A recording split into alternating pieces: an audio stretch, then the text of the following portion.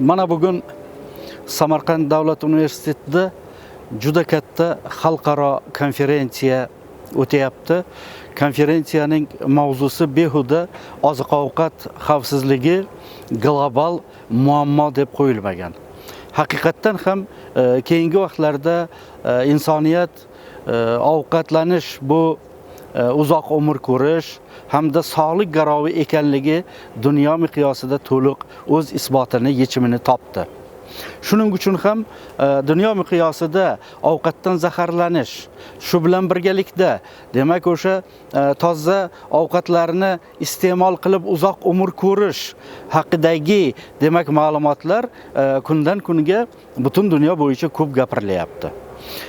Mana hozirgina biz dokladda ko'rdik, dunyo miqyosida ovqatdan zaharlanishni o'zidan faqat 2 millionga yaqin odam demak olamdan o'tayotgan ekan.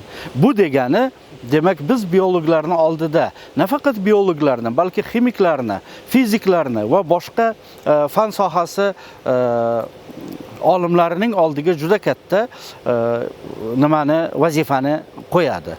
Nima uchun vazifani qo'yadi? Chunki ovqatni sifatli bo'lishi, zaharsiz bo'lishi, toza bo'lishi bu hozirgi texnika oldida hech gap emas. Shuning uchun ham mana agar biz dunyo miqyosida oladigan bo'lsak, 1,5 milliondan tur o'simliklar mavjud.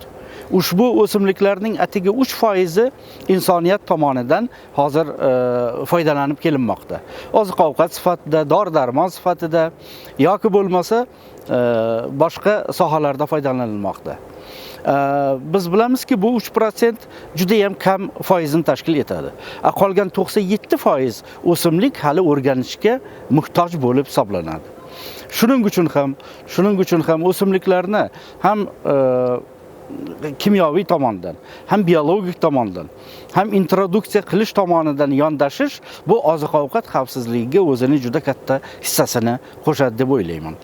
Abu Ali ibn Sino bobomiz o'z vaqtlarida aytganki, demak ovqatlanish bu zaharlanish demakdir. Sifatli ovqatlanish esa bu salomatlik garovidir. Va shu bilan birgalikda uzoq umr ko'rish garovidir deb behuda aytmaganlar. Shuning uchun ham biz botanik sifatida o'simliklarni o'rganib, undan xavfsiz oziq-ovqat va dori-darmon tayyorlashni ko'proq yo'lga qo'yishimiz kerak. O'rganilmagan o'simliklarni o'rganishimiz kerak. Yovvoyi tabiatni tahlil qilishimiz kerak. Va ulardan eng yaxshi shu sifatli taom tayyorlanadigan yoki taomlar tarkibida qo'shiladigan mahsulotlar sifatini yanada yaxshilashga o'z hissamizni qo'shishimiz kerak. Mana shu sohada biz polshalik do'stlarimiz bilan birgalikda Arctium turkumi va Kuzinia turkumiga mansub bo'lgan o'simliklarni o'rganyapmiz va mana shu turkum turlarini o'rganish natijalari bo'yicha bugungi konferensiyada biz chiqish qilyapmiz. Biz bilamizki, ushbu turlar o'zining dorivorligi bilan, qimmatbaho yem-xashakligi bilan, asal berish xususiyati borligi bilan hamda tuproq eroziyasini oldini olishi bilan butun dunyoda mashhur o'simliklar hisoblanadi.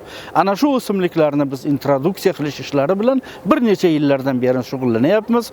O'ylaymizki, ushbu o'simliklarni o'rganish ham ovqat sifatini ko'tarishga juda katta o'zining hissasini qo'shadi deb hisoblaymiz. Bugungi konferensiyada chet eldan juda ko'p mehmonlar ishtirok etishyapti. Mana 7 ta plenar ma'ruzalarni eshitdik. Bu plenar mavzular albatta o'zining oziq-ovqat sifatiga, uning yaxshilanishiga o'zining hissasini qo'shadi deb o'ylayman. Men o'ylaymanki, bu konferensiyamiz O'zbekistonda oziq-ovqat mahsulotlarining sifatini ko'tarishga juda katta bir hissa bo'lib qo'shiladi.